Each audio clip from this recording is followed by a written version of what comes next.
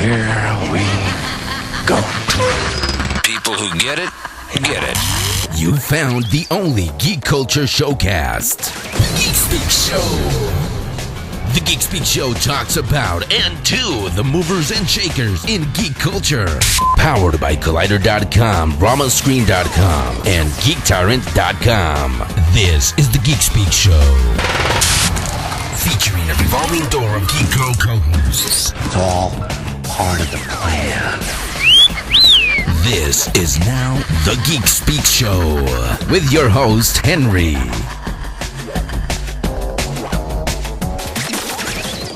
Yeah, that's me. Hello. Okay, so have I gotten over the Avengers? No, not yet. Hey, everybody, welcome to the Geek Speak Show, another exciting episode. So, we did the Avengers. We have the Avengers Museum going on. Oh, hi, Rachel. Hi. Keep forgetting I'm not here alone anymore. Oh, okay. Although Ariel's not here this week, she is in San Diego because she's going to wait in line for Comic-Con. Starting early. No, she's getting married. Well, a friend of hers is getting married. She's not getting married, but she will be back next week. So it's just us two this week. But like I said, it's on our Facebook page. I put it up there, I think Wednesday or whenever it was. Super preview. It has nothing to do with the Super Bowl. The super preview for The Amazing Spider-Man. Y'all know what a big, huge Spider-Man fan I am. Comic books, movies, pajamas, anything Spider-Man, I'm there. Kind of like you in Star Wars. And Ariel and Joss Whedon. This one, again, no secret, since last year, since a few years ago, since it was announced, I'm not a big fan of this. Number one, because too soon, first of all, from the last Raimi one that we had. Second, as soon as they started announcing the story, and we got the teasers and the trailers and all the clips that we're getting, it's not Spider-Man.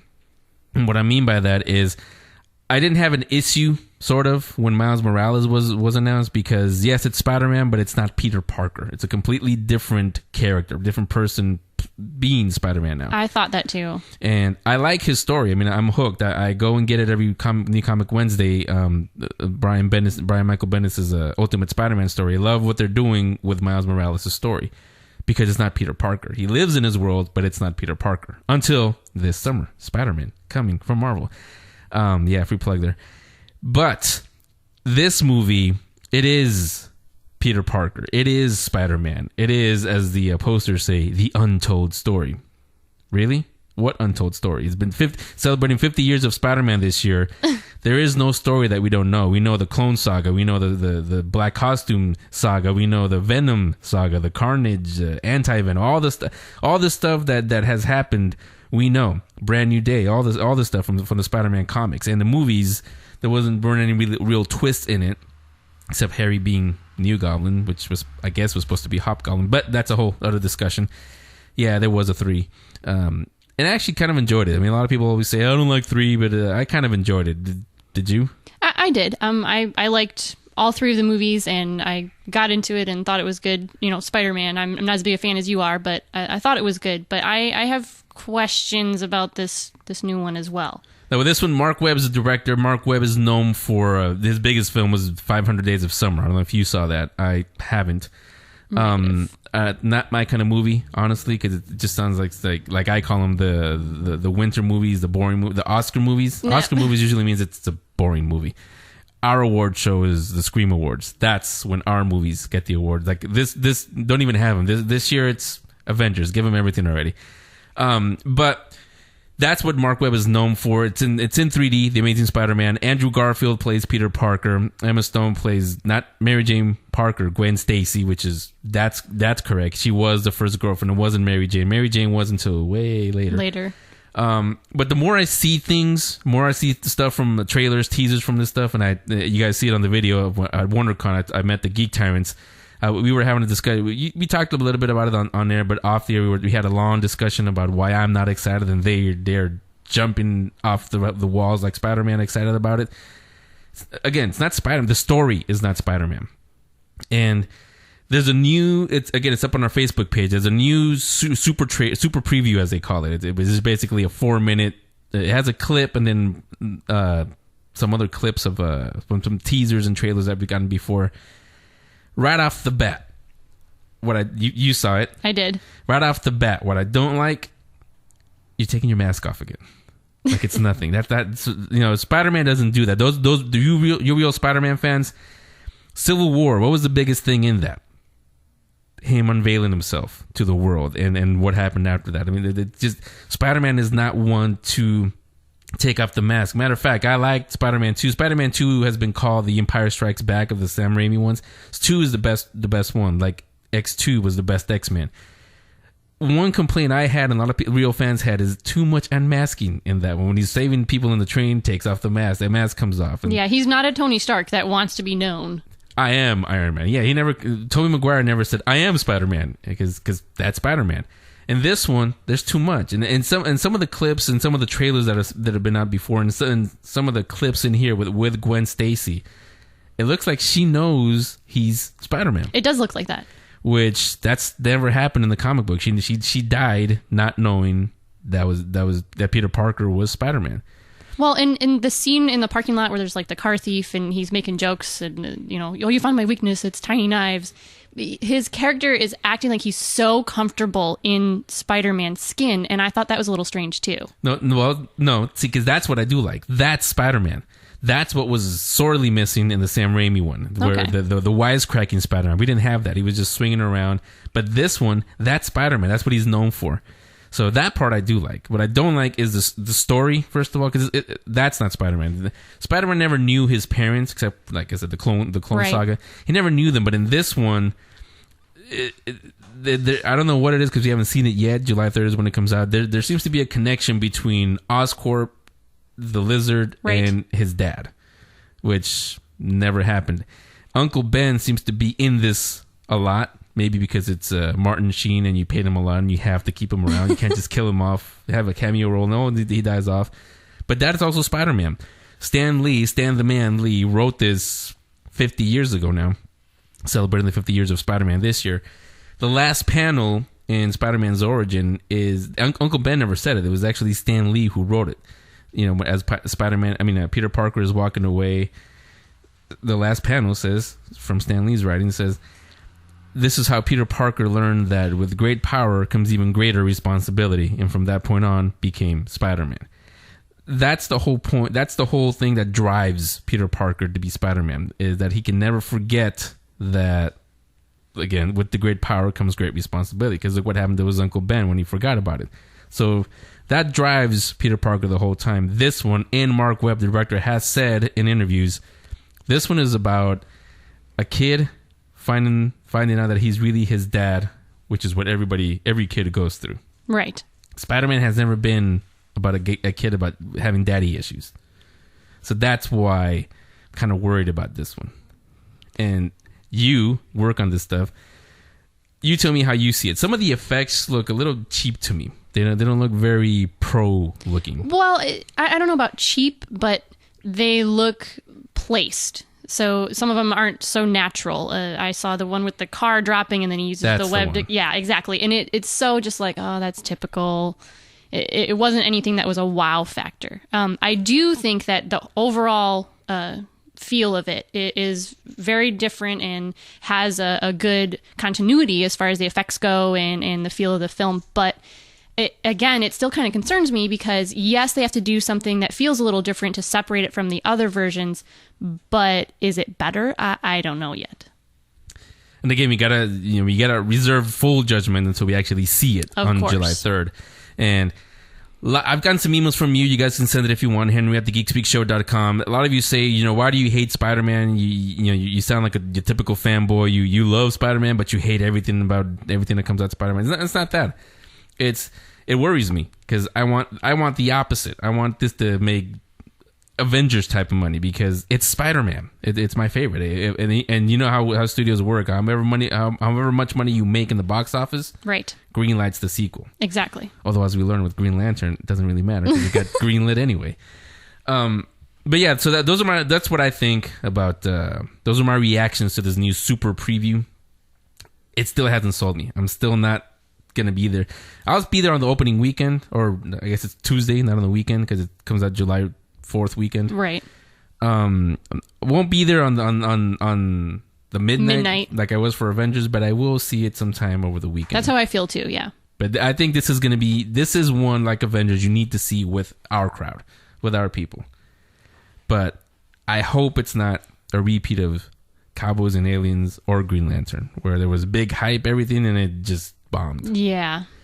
Well, hopefully there's stuff that we're missing, and they're saving the best. For last? For last. No, that would be The Dark Knight Rises. So there you go. Those are our thoughts on the Amazing Spider-Man Super Preview. So now for this show, we've got we're gonna get ready for Big Wow. Big Wow is happening this weekend, May 19th and 20th at San Jose Convention Center. BigWowComicFest.com is the website. Go to our link section. It's on there. You can get tickets online or at the door, or maybe we'll give you a secret hashtag. The last one we gave out the last pair, but maybe if you send me a nice email and say bribe me with pizza or something. He does like pizza. Yes, I do. I may. My waist says so. I may be able to give you a few free tickets. The last ones that I have. Maybe. We'll see. Has to be real good. It's got to be a good email. Good cheese pizza, I was going to say, actually. Yeah, so seriously, that's happening this weekend. Big Wow Comic Fest. It is a comic book convention that highlights, what I thought, comic books. No Hollywood, nothing wrong with that, but there's no Hollywood, no TV stuff, no video games. Although, actually, I think there is one really popular. They started introducing it this year. Yep. Yeah, so that might be there. So I can't say no video games because there will be. So we're gonna talk to Steve Wyatt. We're gonna have David Lee come on and talk comic books. What else? That's what he talked about. Then we'll jump into Big Wow. Steve Wyatt is a promoter. You can think of him as the David Glanzer, our good friend of the show, who puts on Comic-Con and WonderCon and Ape for you guys. Steve Wyatt does the same thing. So he'll come on and talk to us about the programming, the guests, and all the fun stuff that you can look forward to this weekend at Big Wow. Then we'll talk to Ryan Sook, artist who will also be there. And then, this will be fun for you, Jeffrey Brown just wrote a new book. Yes. Darth Vader and Son. So cute. It's a humorous look at what would happen if Darth Vader was a responsible dad and actually... Or trying to be. And actually raised Luke. And, he had, how you have those, what do you call them? Bring your kid to work day? Bring your son to work day. Yeah, what would happen if you had bring your son to the Death Star day? So that's what this book covers. So let's take a little break. When we come back, we'll listen to David Lee and then get into Big Wow Comic Fest. The Geek Speak Show will be back in a moment. We interrupt this program to bring you important news. Now you'll be able to watch us Speaking Geek. The Geek Speak Video Show. Coming soon to youtube.com/GeekSpeakVideos. Subscribe now. And now, ladies and gentlemen, for our next attraction... Comics Commentary with David Lee on The Geek Speak Show. Hey everybody, welcome back to yet another episode of Comics Commentary with me. So, how's the weather been lately, guys? It's been kind of hot lately around here where I live. So hot, in fact, that you really don't want to go outside. How thankful enough for me that the Avengers had just come out in theaters and I got to spend a nice hot day inside watching Avengers. Yeah, I'm going to talk about it a little bit. So, Joss Whedon is known for his snark, sarcasm, and always killing off a character that we all know and love. So when I found out that he was directing the Avengers, I was kind of like, oh no, please no. He's gonna kill somebody and it's gonna suck, and god damn it, no. The movie came out, and let me tell you, as a comic book geek nerd, I mean, if I didn't have a girlfriend already, I'd probably be single for my entire life with how many comic books I read. Stereotype cliche here, folks. Anyway, as I went into this movie, I was a little skeptical. I was watching for every single nitpick I could think of. Joss Whedon, you done me right, boy. I could not find a single problem with the Avengers. From start to finish, it was a very, very interesting and very amazing roller coaster ride. From Dr. Selvig and Hawkeye being brainwashed, all the way to, unfortunately, Agent Coulson being killed. Damn you, Whedon! To the very end of the movie. It was amazing. I had no faults with this movie. A lot of people would say, yeah, well, doesn't it feel rushed? No, it doesn't feel rushed at all. because we've had Captain America, the first Avenger, Iron Man 1 and 2, Thor, Incredible Hulk, and we've had the little mini movies with Agent Coulson in them to become familiar with the characters. We didn't have to have origin stories in this movie taking up half the damn flick. No. All these other movies got you used to the characters, got you used to their attitude, their sarcasm, their, heroics, Captain America and all that. So with the Avengers, we didn't have to go through all of that, and they were just extensions of their characters and their standalones. So leaving more time for them to fight, eat shawarma. Yeah, that's right. The second end credit scene, hilarious as hell. I really, really, really loved the Hulk. As you guys have heard before on Comics Commentary or in other places with me, I've been very, very critical of the upcoming performance by Mark Ruffalo. I mean, when you look at his first picture, he looked like Bruce Zoolander, for God's sake. The dude is like striking a pose like he was going to Vogue. No. Thank God I was proven wrong by Whedon and Ruffalo. Ruffalo did an amazing job as Banner, and the CG for the Hulk was even better. Hats off to Whedon, hats off to Ruffalo. You guys did well.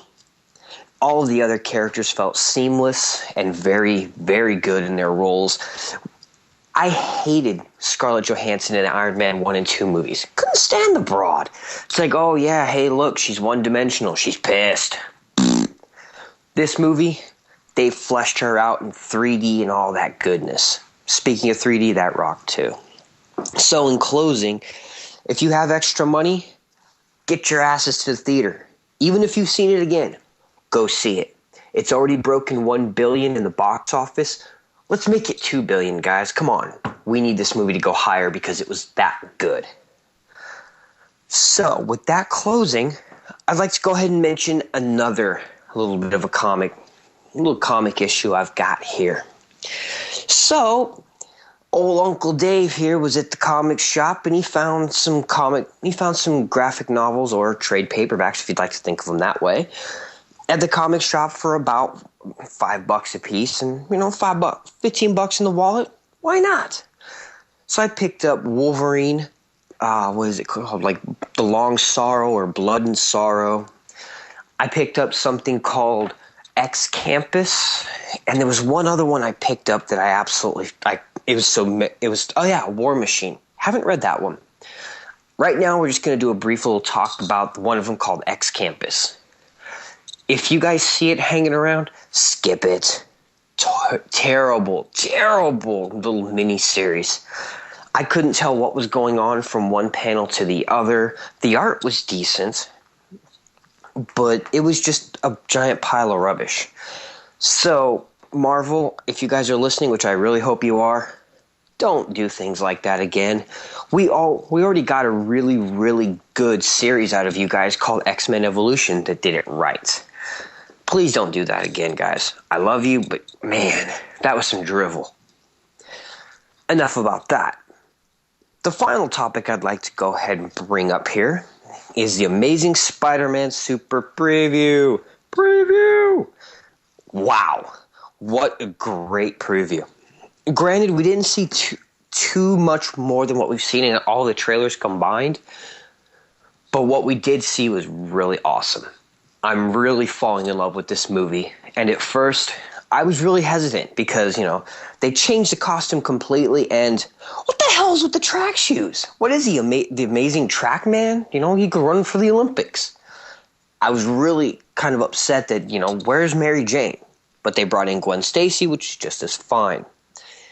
All of the previews I've seen so far, I really love Andrew Garfield as Spider-Man. I can even look past the track shoes. We've actually seen the mechanical web shooters. We have now seen them blow up in his face. We definitely know he has some sarcasm. The extra scenes in the super preview with some of the shots of the lizard and some of the web shooting and web swinging from Spider-Man got me hooked. I'm going to be there in the theater and seeing this movie. as soon as humanly possible. Hey, maybe I'll see it after yet another run of Avengers. Until then, only thing I have to say is stay tuned to the comics, guys. Things are getting hot in the Marvel Universe. You've got it's either Ends of the Earth or Ends of the World coming up with Spider-Man. You've also got Avengers versus X-Men, which really, at this point, since it is at the ground floor, only place else it can go is up. Why not? So check those out. Give them a read. You never know. They may sway you. And then they may sway me if you guys talk to me about them. Here's the part where I come begging to you guys for topics. So here I am sitting in my chair, and sometimes I get blank ideas on thoughts. So I need you guys' help. Send me your ideas. Hit me up on Facebook, at the Geek Speak Show's Facebook. Hit me up on my email, davidlee@thegeekspeakshow.com. Send me your ideas. Send me your opinions. What do you think? You guys think I'm an idiot? You guys want to see me cover a topic of yours? Do so. Otherwise, Henry might have me trying to fix his roof or something. Until next time, this has been David Lee with Comics Commentary. See you in 7 in the funny pages. The Geek Speak Show will be right back. On the weekend of May 19th and 20th, Northern California's biggest premier two-day comics event comes to the San Jose Convention Center. Big Wow Comic Fest. Big Wow Comic Fest is a comics convention that highlights comic books and comic book artists. Check out some of the guests. Jim Lee, Steve Niles, Frank Cho, Sergio Aragonés, Ryan Sook, Thomas Jane, Terrence Zadunich, Jane Weedlin, and more. Visit BigWowComicFest.com for a complete list of guests, plus a full schedule of programming and panels. Big Wow Comic Fest 2012 also has costume contest, an art auction, the Avengers Museum Art Show, giveaways, live art, and much more.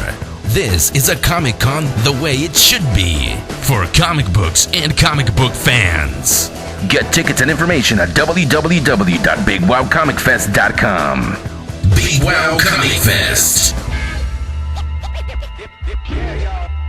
Now back to the only Geek Culture Showcast. This is now the Geek Speak Show. And always will be. Welcome back to the Geek Speak Show. So we go from comics commentary to comics convention. You ready for Big Wow? I'm ready. San Jose Convention Center this weekend, 19th and 20th, Big Wow Comic Fest. All of you who got some free tickets from us, we'll see you all there. Make sure you, we'll have some Geek Speaks, what are they called? Lanyards? Yeah, I was going to say the big billboard, but it's not a billboard. It's, the lanyards. Flashing lights. Yeah, all that stuff. You won't miss us, put it that way. So let's talk to somebody who puts all this stuff together and promotes it all for us. That's Steve Wyatt from Big Wow Comic Fest. Steve, welcome to the Geek Speak Show. Hey guys, how's it going? Going fantastic. Getting all ready for Big Wow this weekend, like I said. So, and I'm sure you are too. So tell us all about this year's Big Wow. Well, we got a lot going on this year.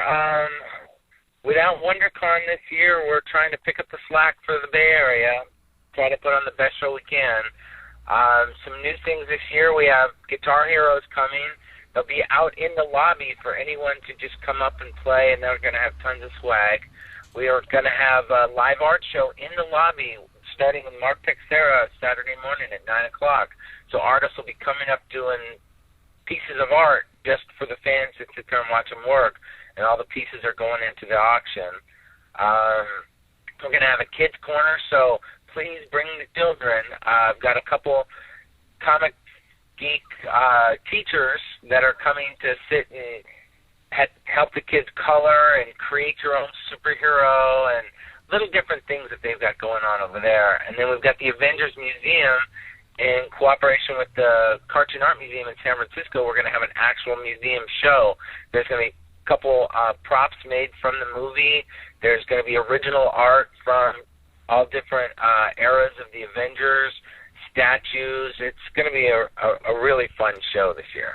Yeah, I was going to say, the Guitar Hero is probably going to keep people in the hallway playing that. It's a pretty popular game, but the Avengers is a kind of a popular movie right now. It's a little big. Yeah, I think it's doing okay. Yeah, so that'll probably get people away from Guitar Hero and go see all that. Are you going to allow photographs and everything to be taken with the props?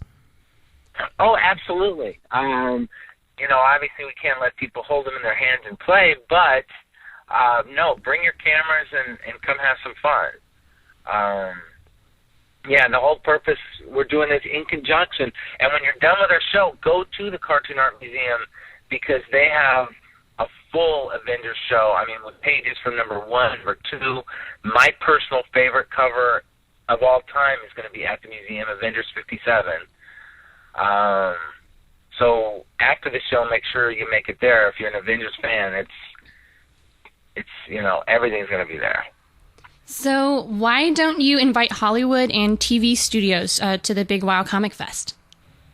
Well, it's not that we don't invite them. Shows like WonderCon in San Diego, they invited themselves. And we are a comic book show. I mean, put on by comic book fans.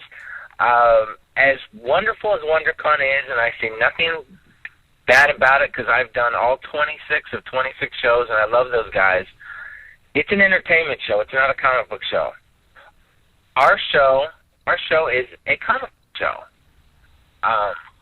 More comic vendors, an amazing guest lineup. I mean, the biggest shows in the country don't have a lineup like we have. Even our celebrity lineup, like Thomas Jane, great actor. Everyone knows him from The Punisher, Hung, The Mist.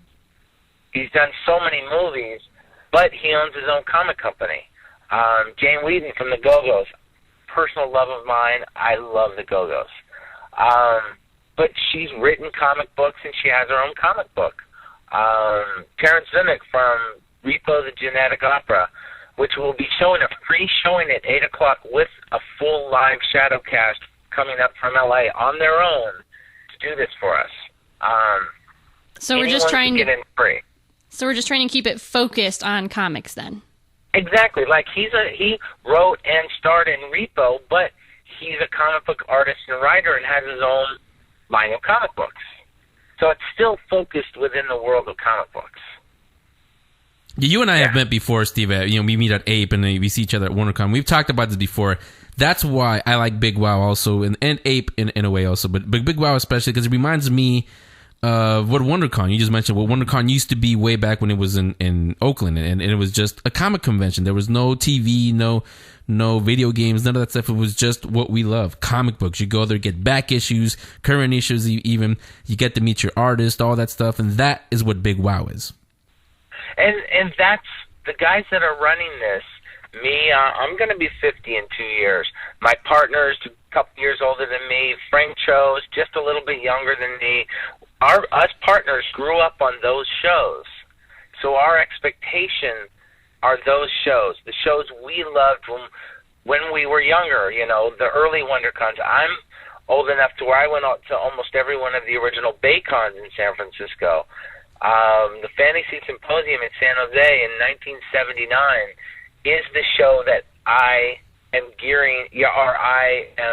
putting as my model show. It was the perfect comic book show where I saw my first Frazetta painting. It's where I met Berna Hogarth. It's, as a kid, I was just like, it was better than Disneyland at the time.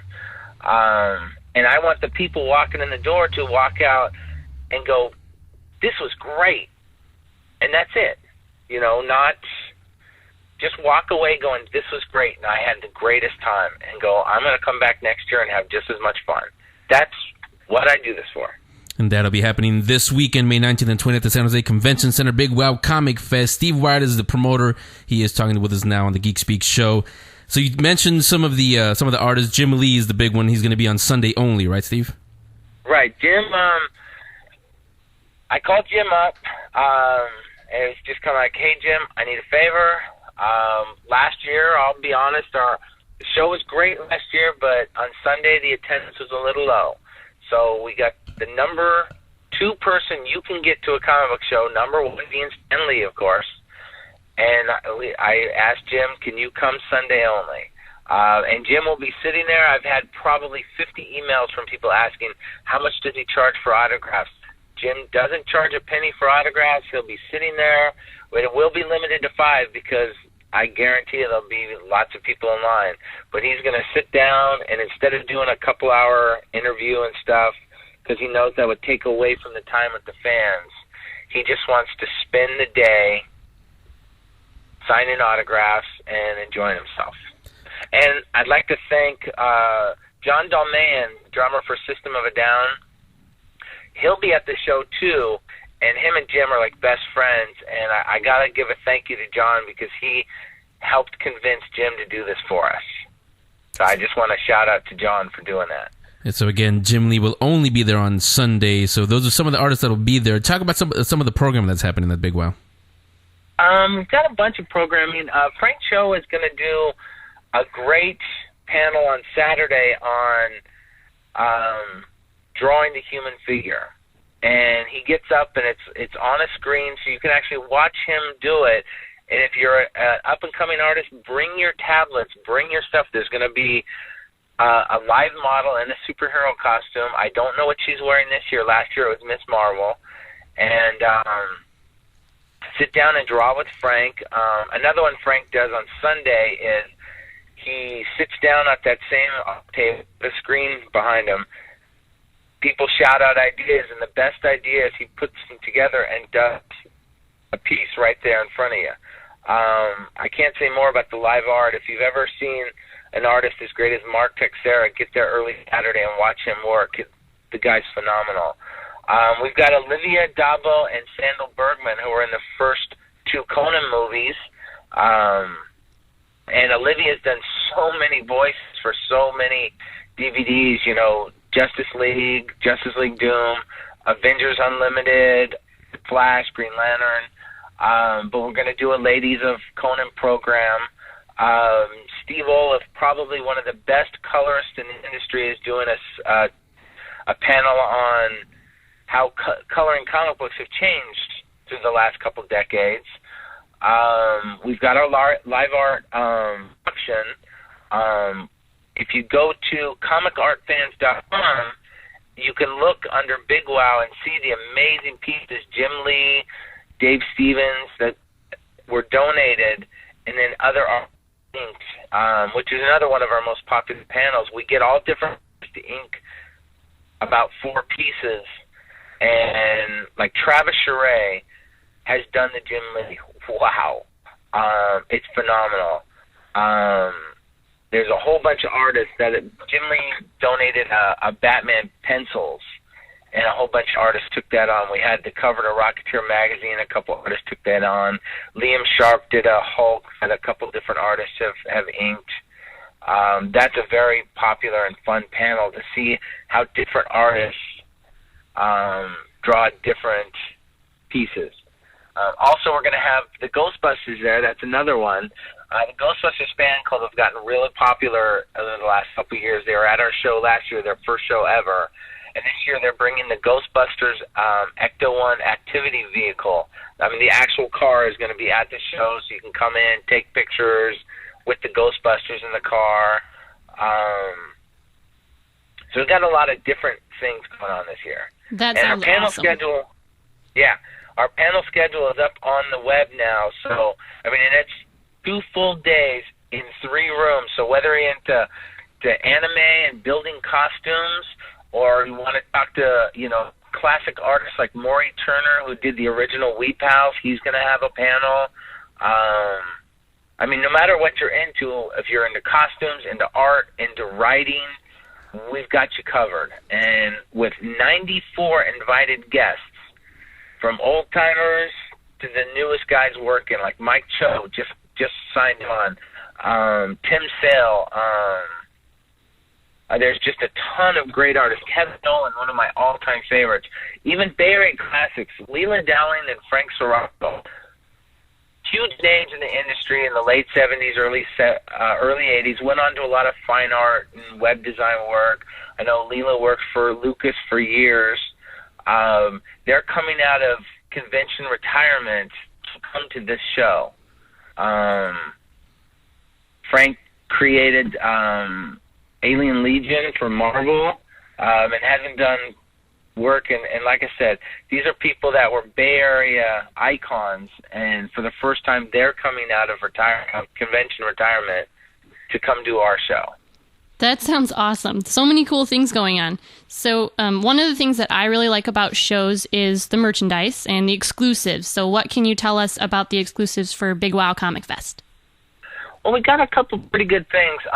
Dave Stevens, unfortunately, passed away a couple years ago, but one of our artists had a piece he got from Dave himself, and had Laura Martin, an amazing colorist, color the piece. And we printed up on really high-quality cotton paper, a limit of 500 of those. They're going to be $40, and 100% of the proceeds go to the Harry Cell Leukemia Foundation, which is unfortunately what Dave passed away from, in his name. S. Clay Wilson, one of the grandfather underground artists, unfortunately has problems right now. So Mark Baudet has made up 2 beautiful Cheech Wizard prints. Each are limited to only 50. They're only going to be $20 each, signed and numbered by Mark. So he did that, and 100% of the proceeds of that go to the S. Clay Wilson Foundation. Then we've got something which I haven't told anybody, and you're going to be the first to hear it. And no show has ever done this. We made up a 32-page Big Wow sketchbook. So it's magazine-sized cover. It's a blank book made for Big Wow. It's only $5, so you can go and collect autographs. And so we'll have our program book, but this is an actual magazine-sized sketchbook. That's a great idea. Yeah, nobody's ever done it before. I don't know why, and I thought, let's do it. And it's like I said, it's only $5. We use better quality paper, so if you want to buy a sketch up artist or just get something signed, it's not like cheap typing paper. It's good, made of paper. And then people aren't looking for receipts or something to get signed. Exactly. And like I said, this is magazine size.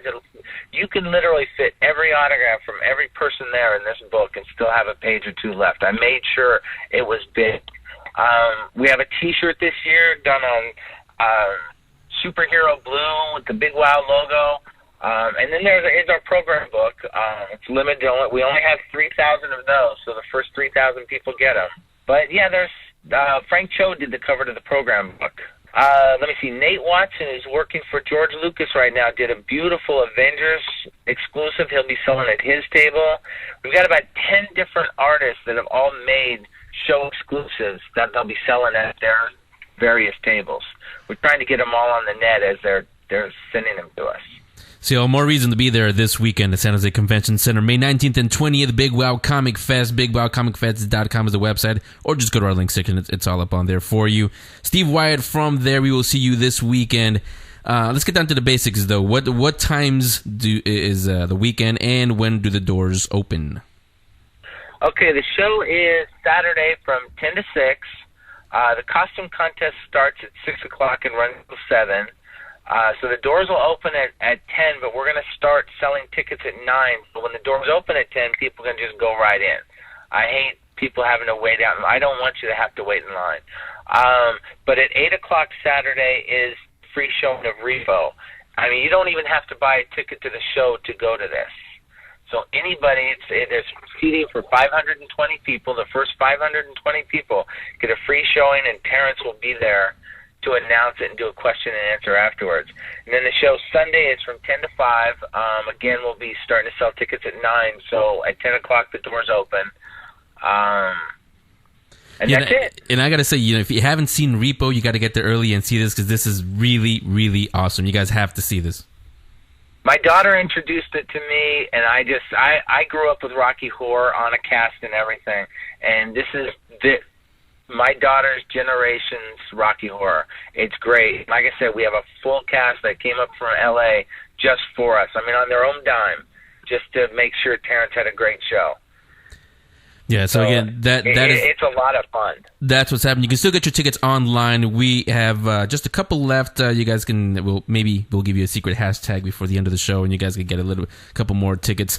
Big Wow Comic Fest this weekend, May 19th and 20th at the San Jose Convention Center. Be there, or just keep complaining that, we don't have a comic convention. Well, we do. You missed it. One last question for you, Steve, is you mentioned the 2 Lees. Jim Lee is going to be here this weekend. The other one, the man, and I'm not talking about Samuel L. Jackson. Everybody knows I'm talking about Stan. But is there one guest that you would like to get for next year's Big Wow? There are some guests that we've already asked. It just depends on their schedule. It's so far away. John Romita Jr. is a good friend of ours. He's come to our show before. I've already asked him. It all depends on the next set of books that he's doing is coming out in May, so it all depends on that. But I'd love to get Stan. I have put an invitation out to him. And then there's some surprise guests. I mean, we try not to stick to local guests. We're, Juanjo coming from France. We're trying to get people from all over the world. Actually, at 4:30 on Sunday, if anyone's still at the show, I'm actually going to have a panel myself saying, I want to hear your opinion. So any of the fans that want to come in, it's an open panel. I'll be up there, and let me know what you think. Let me know what you thought worked, and let me know if you think something didn't work. That's okay too. And then give me suggestions.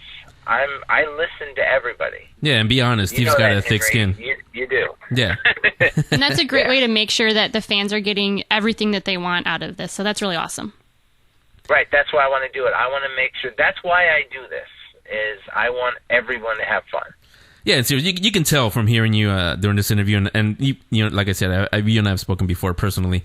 You do this show, Big Wow. You do it for us, for the fans, and the fact that you're not going to make us wait in line, that says it all right there. Right, I am a fan. I've grown up. I've spent now 37 years in this industry, so I've spent my life here, and that's why I do it. Yeah, so again, Big Wow Comic Fest this weekend, May 19th and 20th, San Jose Convention Center. Be there. We will see you there. Steve will see you there. Thanks for coming on. You're welcome back anytime, and we will talk to you later. All right, thanks, guys, and see everyone at the show. All right, so we go from Steve Wyatt, the promoter of Big Wow Comic Fest, again, happening this weekend, May 19th and 20th at the San Jose Convention Center, to one of the artists that will be there, Ryan Sook. Ryan, welcome to the Geek Speak Show. Thank you very much. Thanks for coming on. So, first of all, what day or days will you be at Big Wow? I'll be attending on Saturday only. I usually don't attend Sunday because I drive to the show and I have a long way to come to get home. So. Okay. Yeah, us too, but we'll try to be there both days. We'll make it. Yeah, and I'm assuming you're going to be at I guess they call it Artist Alley or something like that. Yeah, most likely I'll be set up in Artist Alley, which is got a pretty good stream of artists going to be sitting over there this year. Yeah, so when you guys get there, just go there, get your program, look for Ryan's name. It'll be on there, or just look for Ryan. You can't miss it. It'll probably be a big sign that says, "Hey, I am here." And so again, that's happening this weekend, May 19th and 20th, San Jose Convention Center, Big Wow Comic Fest. What will you be signing? You want to do commissions, or will you sign people's covers, or what? Maybe I should say, what won't you sign? That's a better question. What won't I sign? I won't sign body parts. No, I'll sign almost anything anybody brings me. Body parts and casts? Body parts and casts, sure, as long as it's not a really old, stinky cast. That'll work fine. No, I'll sign any book or artwork that I've worked on. I'd be happy to sign that. And I always do quick little head sketches for anybody that wants one. So, yeah, that actually brings up I don't know why I thought of this, but a weird question. What's the strangest request you've had at a convention, like to sign maybe body parts or something like that? Well, to sign, I think the strangest thing I ever signed was a neck brace. I think that was the oddest thing. Nothing too scandalous. With the neck in it, or just they took it off already? Yes, he was wearing it at the time. Nice. Really nice guy, too. I felt really bad. He was in poor shape, but he still made it to the show, so I couldn't turn him away. Yeah, how can you say no to that? No, you can't say no. Yeah, so what projects are you working on nowadays? I'm doing covers regular for Justice League Dark, DCU Presents at DC Comics right now, as well as a few odds and ends. I'm also doing a series of regular covers for BPRD at Dark Horse. And I'm also doing some Batman short story work for DC Digital. Nice. Do you like doing covers more? Or is getting back into drawing full-length stories something that you would rather be doing? I like doing covers. I think, at least right now, it's for me, it's really kind of a treat to get to focus all my energies on one image at a time and try and make it the best that I can. Storytelling's always fun, and I enjoy doing it whenever I get the chance, but it's really, to me, it's very time-consuming, so I like to take that time on a cover and have some work coming out on a more steady basis. Now, when you do covers, how, not hard, because obviously, when you have the talent, it should just come easy, but how I'm assuming you get the script for whatever the comic book's going to be, how do you pick what the cover is going to depict? Well, that's a good question. It kind of varies from issue to issue. Occasionally, the writer or an editor will have some image that springs to mind for them from a script, and occasionally they'll just say, "What we want is this," and that's one way to get it going. But most often, I do get the script, give it a read, and I'll throw out a couple ideas with the writer and the editor, and then work up a sketch or two to see what we get. I'm sure you don't want to do, like, I remember when I was a lot younger getting the comics, there used to be, I don't want to say false advertising, but there used to be some things on the cover that I couldn't find in the comic book. Well,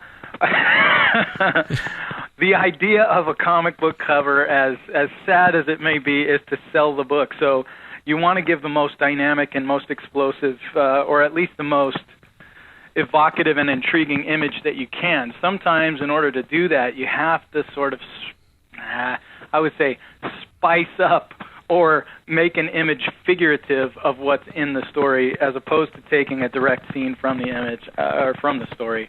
I know that's always one of those things that I never really liked as a comics fan growing up either. But my intention, whenever I'm working on a cover, is to try and just grab the best scene from the book and make it a great cover without giving away the whole story. Yeah, like I said, it's not false advertising. We'll quote Spock from Star Trek 2, you exaggerate a little. Just a little. Right. Exactly.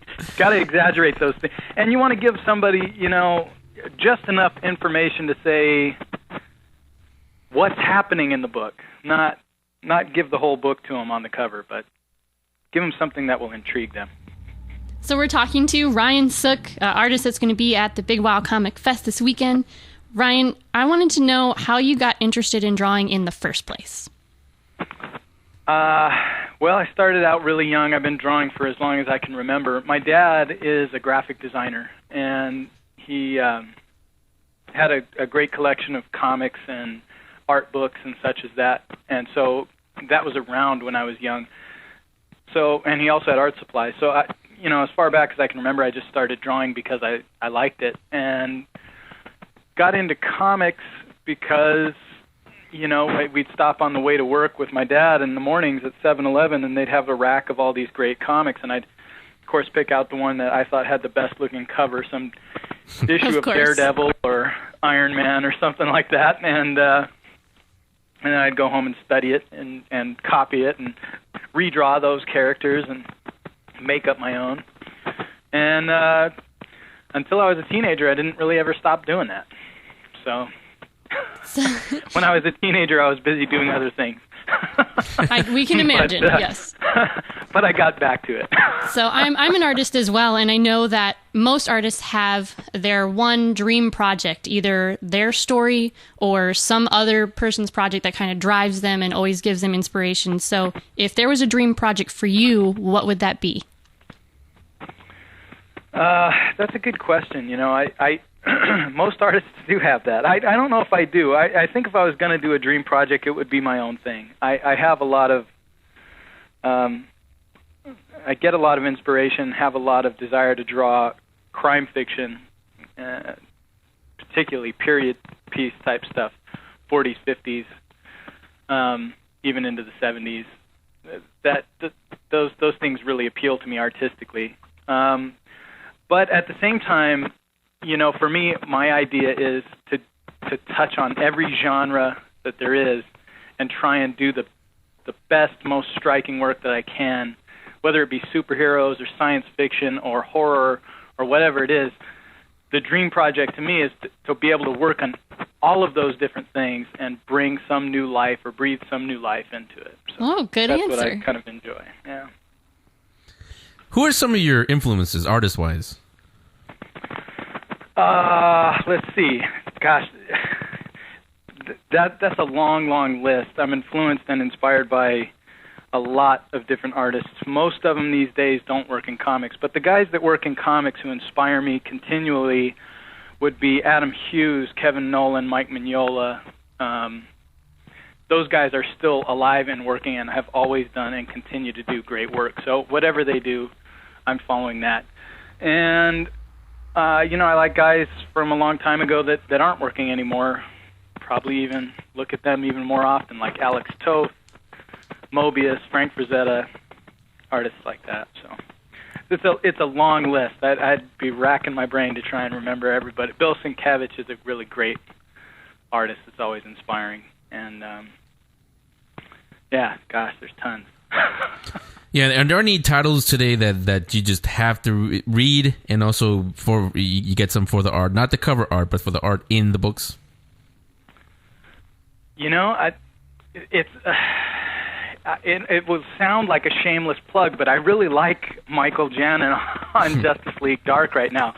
His work is amazing to me. I think he's fairly new talent to me, and everything he draws, I really want to see it. I also like what Talent Caldwell's doing, and Travel Foreman is one of my favorite guys. That again, he's kind of new to me, but he's doing Birds of Prey right now, and the pages that I've seen are stunning.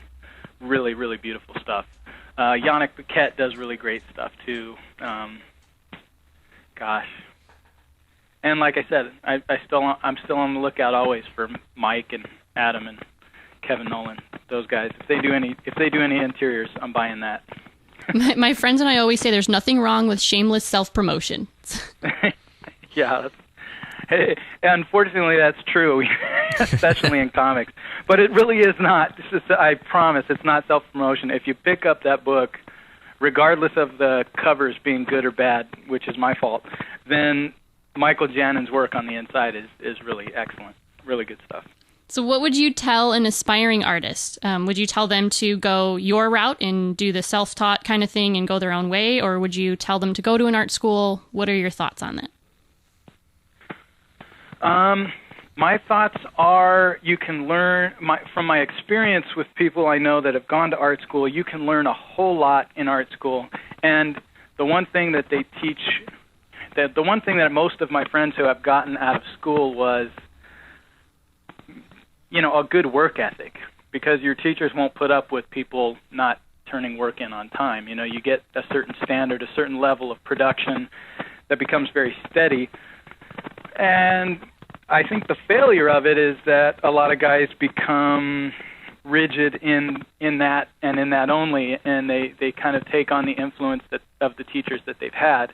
Where self-taught, I think it can take a lot longer to get work. I think it can take it takes a really disciplined person to be able to manage deadlines and such as that.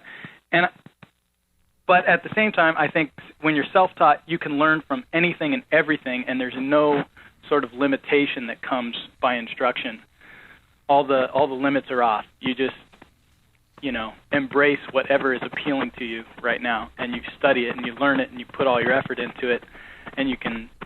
In my experience, it's a good way to learn. So when it comes down to it, if you really want it, whichever path you choose, you just need to do it well, be good at it, and keep going, right? Exactly. And in either way, make sure you're ready to work. Drawing comics or doing illustration of any kind is a job like any other, and you'll have days when you might not feel like drawing, believe it or not. Don't feel inspired by the material, believe it or not, but you keep going and you do the job, and you find that there's something inside you that if you do that, maybe there's an inspiration, something greater than you even thought was possible. So, Ryan, I gotta say that's great advice, because I agree with you 1,000%. Doing what we do here, I've done radio since before my voice changed. A lot of people think that it's fun, you know, 'cause I used to do music radio. A lot of people think it's fun playing music and all that stuff, but like you said, it actually is work. You're not just sitting there. You actually don't even have time to listen to the music when you're in the studio because you're busy getting the next song ready or recording contest or doing all a bunch of other stuff. So it may sound fun because you get paid to listen to music, but you're actually not. So yeah, you're absolutely right. Be ready to work because that's the key word there.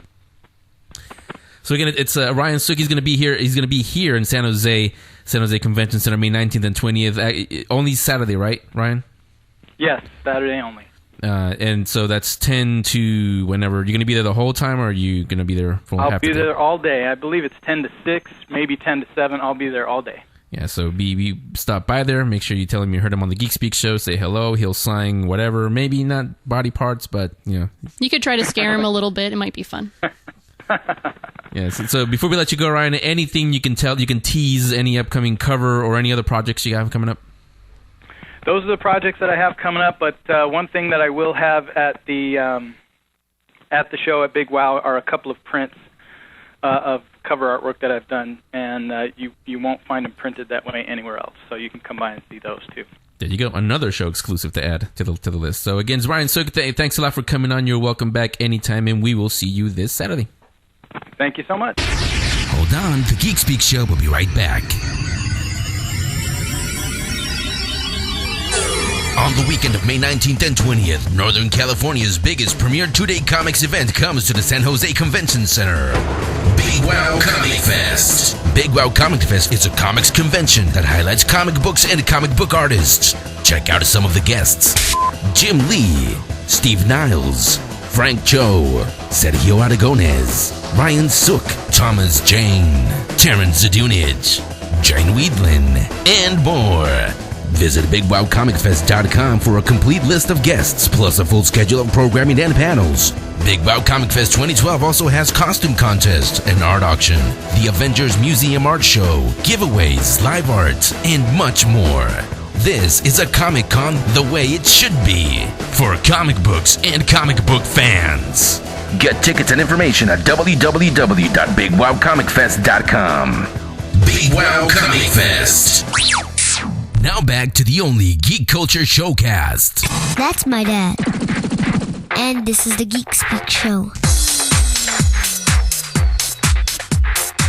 It is the Geek Speak Show. Welcome back. So, very apropos there, my son introducing this segment here. So, new book out, right up our alley.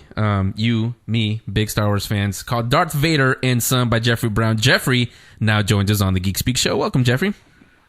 Thanks for having me. Thanks for coming on. So tell us a little bit about Darth Vader and Son. Yeah, so it's basically reinterpreting Star Wars as if Luke Skywalker was 4 years old and Darth Vader had to try and run the Empire while also watching Luke. And it's based a lot on my own experiences with my son, who's 5 now, but when I was writing the book, he was 4, and I just thought it would be good to put Vader through those same frustrations of, trying to get his son to bed and teach him how to ride a bike. And all the dad things that dads should do. Yeah, the normal dad things. Except you're breathing through the, what do you call that? The respirator. Yeah, the respirator. It's the only difference. So as we record this, maybe too late for those of you guys who are listening to this, but you are doing a signing at Isotope Lounge comic book store here in San Francisco. You're also going to be Thursday at the Cartoon Art Museum. Talked to Andrew about that last week. Yeah. Is this book is not, those of you who haven't seen it or bought it yet, it's up on our link section. You can get it on there and find out a little bit more about it. It's not a book.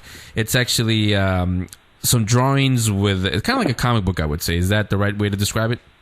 Yeah, I mean it's kind of operates in a weird place, I guess. Most of the page, it's like one page gags. Sometimes there's split up into panels, but mostly it's just like a single image on each page and single idea, which is great because then I got to draw a lot of the Star Wars scenery that I love. So got to do a scene with in the trash compactor. getting dirty. Where did you get the idea to make this book? Yeah, well, the initial idea actually came from somewhere else. It's I was contacted by Google about doing some sketches for a possible Father's Day doodle.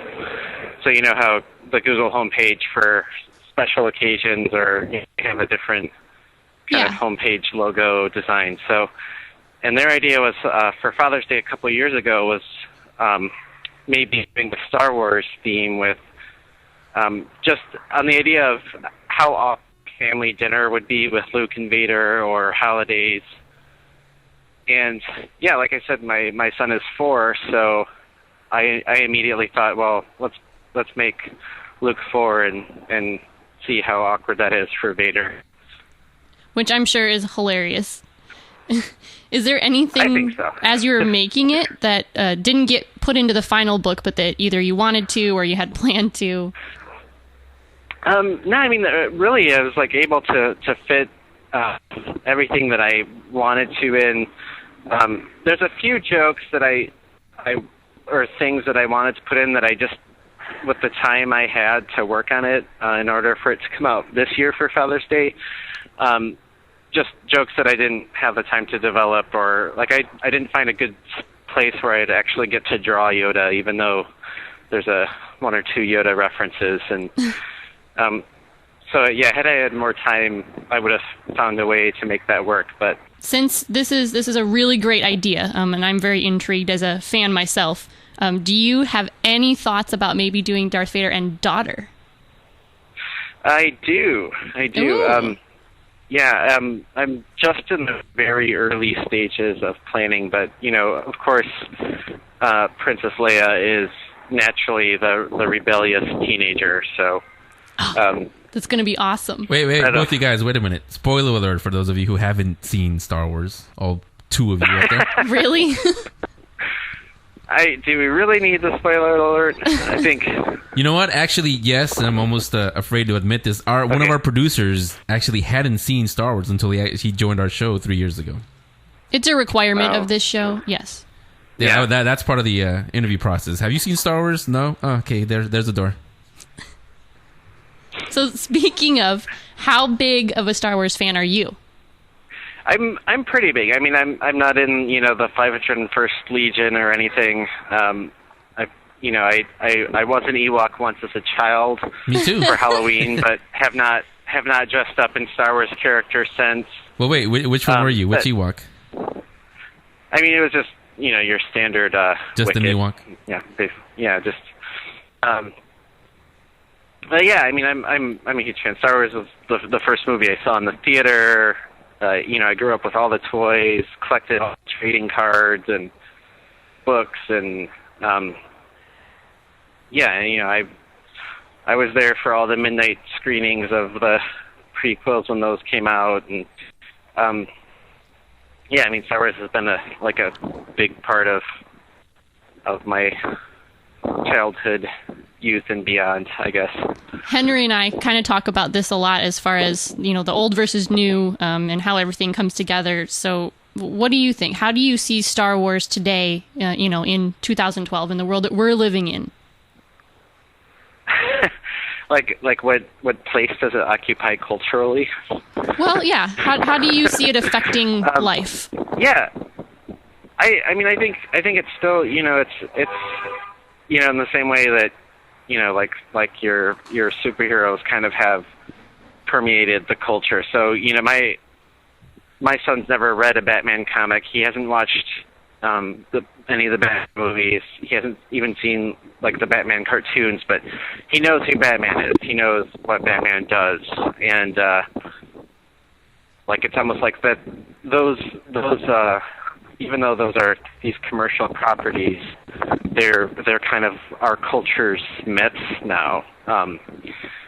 You know, whereas like in Greece hundreds of years ago, there was all these myths of the gods, and we have these myths of Star Wars. Yeah, most companies, they all use do or do not. There is no try as their company logos, things like that. So yeah, it is all over us. One thing that sparks a lot of arguments here in the show, and I'm going to ask you now, Jeffrey, is how do you see Star Wars with all its incarnations today, like the special editions, the 3D re-releases, the Blu-rays, the Clone Wars, all that stuff? Yeah, well, I just started watching the Clone Wars cartoons recently, and I think they're pretty great. I enjoyed them. I'm for the original trilogy, like, I like the version I grew up in. I like nothing can replace that. And the prequels, by the time they came out, I'd been waiting 25 years or whatever for them. So there was no way they were going to live up to any expectations I had. And I think, but then you look at kids and love them, and like, so personally, I think it's the same thing with where you have like the Lord of the Rings movie adaptation. I love the Lord of the Rings books, and the movie is a different thing. And I think there's like room for both of those. So, yeah, I mean, if George Lucas wants to have these other versions of the films, like they're his films, so.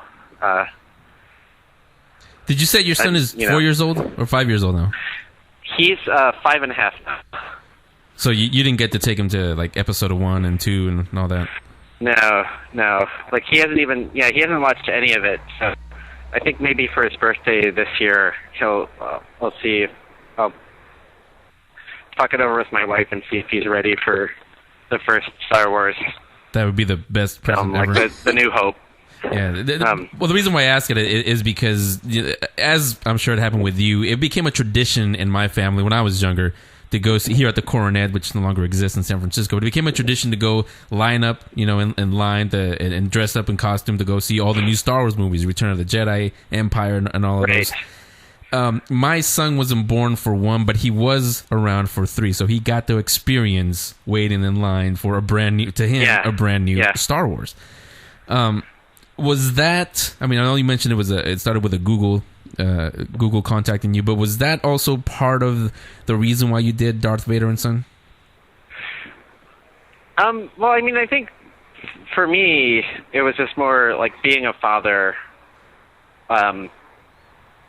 Was a big inspiration to do that idea. Like if I didn't have a son, I don't know that the idea would have been the same for me. Like I probably could have done something with it, but it wouldn't have the same inspiration behind it. And as far as like I think my son's going to be interested in. I mean, he's already interested in Star Wars. He's got Star Wars Lego toys. He's got books and like the action figures, and he's got one of his favorite shirts is his R2-D2 shirt. So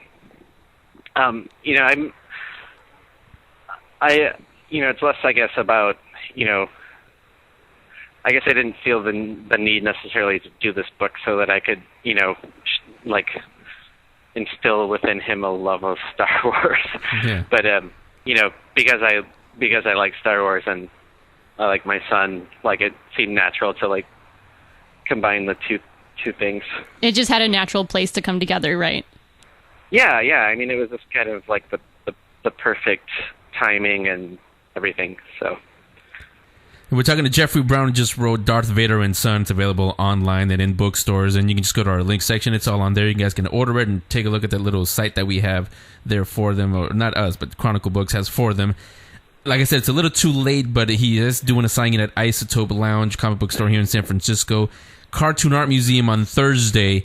And Jeffrey, how many times have you turned to your son and said, "No, I am your father"? I haven't yet. I don't know. I don't know if the right timing for that hasn't come up. Well, yeah, actually, because you mentioned he hasn't seen it yet, right? I do find myself, when he's he's trying to do something, like I just can't help but think, but like, no, Oscar, don't try, just do it. Why not? Do. Yeah. So again, Darth Vader and Son is a new book. It's out in stores now, as I said. But talk about some of the other graphic novels that you've worked on. A lot. work's been autobiographical. Clumsy is probably the best known of those books.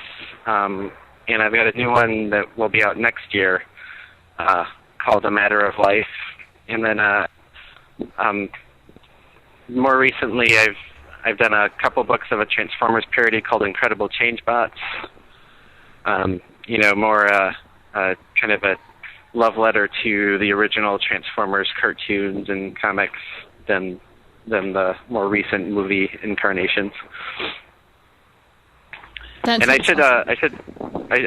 should mention too that Cartoon Art Museum will have artwork from Darth Vader and Son up through August. So even if you can't make the signing, you can stop in and see some of the original art from the book. We always like to find out the stories, the backgrounds on the artists and people that we're talking to. So how did you become interested in drawing and writing? Well, I grew up, like, always drawing. I was reading in comics for as long as I can remember. And also, I still have a ton of my childhood drawings of Star Wars characters and scenes and things.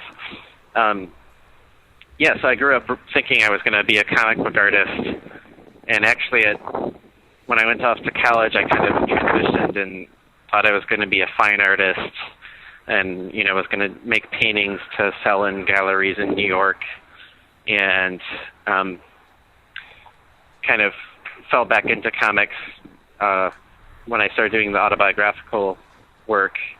My idea was just the most fun I had making art was drawing comics when I was a kid. So while I was at art school, I was kind of getting burnt out on painting and all the conceptual, highbrow business of it. And I just decided I would draw a comic, and once I did it, I was like, this is really what I want to do. Awesome. So what are some of your inspirational writers or favorites of today that kind of come to you and help you along with whatever you're working on? Well, Chris Ware was a big inspiration, and also, when I first met him, I hadn't gone back to drawing comics yet, and just had a couple short conversations with him that really made me rethink what I was doing. And but yeah, a lot of the other cartoonists in Chicago, actually, Anders Nilsson and Paul Hornschmeyer, who have both become really good friends of mine. Like, their work is also still really inspires me. So it's writer and artist Jeffrey Brown, Darth Vader and Son is the name of the book. It's the new one that's out now in the bookstores, available online. Go to our link section. It's all up on there. Like I said, a little too late now for those of you who are listening to the show now. He did a signing at Isotope Lounge here in San Francisco. Also going to be at the Cartoon Art Museum. And like he just mentioned a minute ago, the art from Darth Vader and Son will be at the Cartoon Art Museum. When was it, Jeffrey? Through August, you said? Yeah, I think through the early August, so... Yeah, so go on there, 655 Mission Street. You hear Andrew Farrago here on all the time, a good friend of the show. So, Jeffrey, thanks a lot. We will be at the Cartoon Art Museum and at Isotope, because we're still recording this. When we record this, it hasn't happened yet.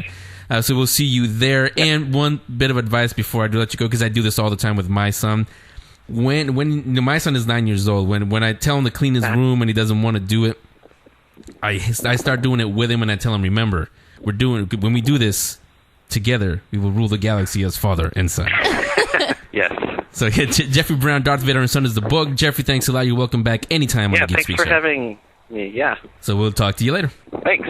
We interrupt this program to bring you important news. Now you'll be able to watch us, Speaking Geek, the Geek Speak Video Show. Coming soon to youtube.com/GeekSpeakVideos. Subscribe now.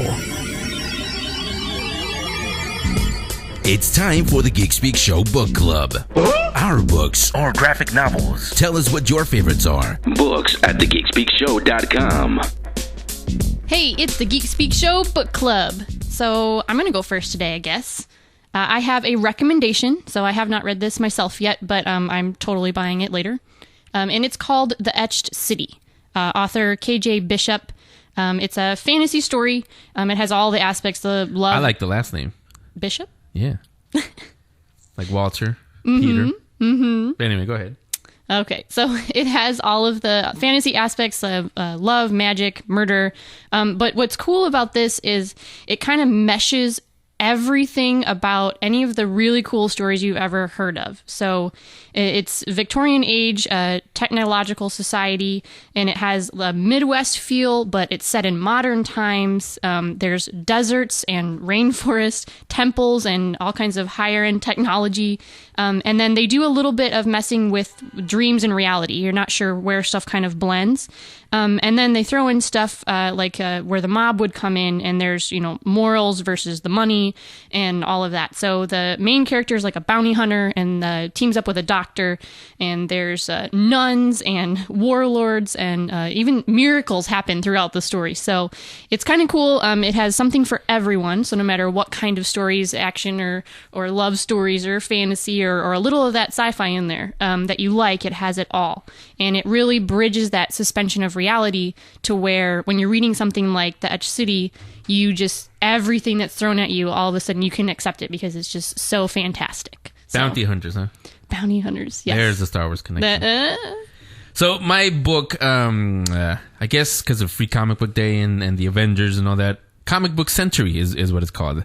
It's the history of American comic books. Goes all the way to really way the beginning. Stephen Krensky is the author.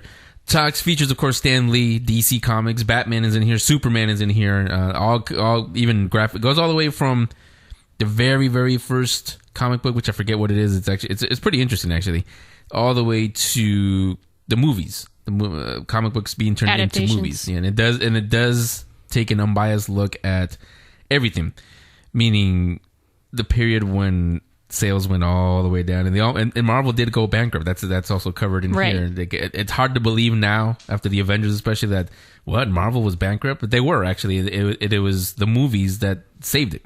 Avi Arad and everybody that saved it with Blade and X-Men. Obviously, the first movie that came out. Like I said, it covers Stan Lee and his contribution to Marvel and comics in general. I knew this, being the big, huge Marvel fan that I am and Stan Lee fan that I am. A lot of the stuff that's covered in there, a lot of you knew that. Will Eisner is also talked about in there. All the legends, all the legendary names in comics, they're all in there. Watchmen is in there. Alan Moore is mentioned in there. So that's my pick. Comic Book Century by Stephen Krensky, The History of American Comic Books. It's all up on our book club section, both of those books. And remember, send yours to books at thegeekspeakshow.com. Since I can't remember it, here, listen to this. That's the Geek Speak Show Book Club. Tell us what your favorite books or graphic novels are. Books at thegeekspeakshow.com. There, that's why I recorded that. So that's the show for this week. Getting ready for Big Wow Comic Fest this weekend, May 19th and 20th at San Jose Convention Center. As they say, Northern California's biggest premiere 2-day. Maybe I should put on the big voice. Biggest premiere 2-day comic event. Saturday, Sunday. Big Wow Comic Fest. I had pizza. I'm in that mood. Jim Lee will be there Sunday only. Ryan Sook, we talked to him earlier. Thanks for coming on. He will be there Saturday only. But I was going to say Sergio Aragones, as you guys say, but Sergio Aragones is the way he pronounces it. But he's not going to be there, actually. He had to cancel for health reasons. Hope he feels better. But you will have Thomas Jane, Terrence Dunich, Jane Weedlin will be there. Terrence Dunich, actually, Steve Wyatt mentioned that they're going to show Repo. And if you guys haven't seen this, you have to. Steve compared it to a Rocky Horror Picture Show. It is like that. I would compare it to nowadays Dr. Horrible. It's like that. People watch it and they sing along. It is a rock opera, is what it is. It stars Alexa Vega. I remember her from Spy Kids. Mm-hmm. It's not a kid anymore. She's one of the main characters in this, along with Terrence. Really fun stuff. So make sure you get there and watch that. Steve also mentioned we're not going to have to wait in line. So yes, this is for us, for the fans. And biggest show of appreciation is you're not going to have to wait in line. You just go up there and say, hey, I'm here. Come on in. So that's happening this weekend. Thanks again to Ryan Sook and Steve Wyatt for coming on. And we will, if you guys are going, we'll see you all there. Look for us. We'll have our, what is that called? Not the billboards. It's not a billboard. It's a lanyard. Yeah. Much smaller. Yeah, they don't advertise anything except the fact that, hey, we're here. Actually, you gave me an idea. Let's make them flash next time. Put lights in them? Yeah. Okay. Henry, Rachel, Ariel. Little audio track that plays as well. Yeah, we could. Yeah, it is an audio show. We could do that. So again, Big Wow, we'll see you all there. Those of you who got free ticks from us from hashtagging that stuff, we'll see you there. Make sure you come and say thank you for that stuff. The other one, Darth Vader and Son. You like that one? I did. It's too late as you're listening to this. Too late already happened at Isotope Cartoon Art Museum Thursday. I believe it's at 6. You guys can check the link section. It's all up on there. Or cartoonart.org. Go to their website. It's on there. Actually, Andrew Farago is going to be doing an interview. He's going to interview Jeffrey. He's going to do what you and I did earlier. All right. So you guys can be there for that. Andrew, you guys have heard him on the show many times. He's very funny.